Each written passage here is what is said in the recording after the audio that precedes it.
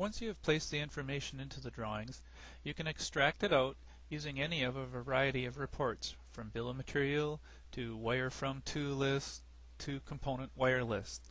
We'll do a bill of material based on the active drawing. Notice you have a variety of display options and can sort the information based on location and installation codes.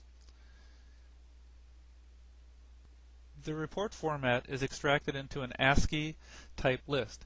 We can easily modify this list to match your company standards, adding project line, time, date, and so on.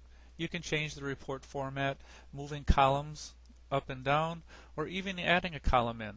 Perhaps a user 1 is going to be your company part number, and we can change the number to match more appropriately.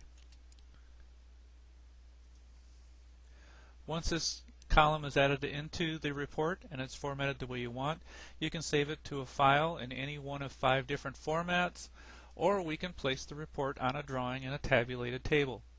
The table generation setup dialog allows you to change the layer colors, heights, and even sections or rows for the table, depending on your drawing size. We'll use the defaults and place the bill of material table off to the left of our drawing. As we zoom up on the table, you can see how the formatting that we established in the dialog box is transferred to the drawing.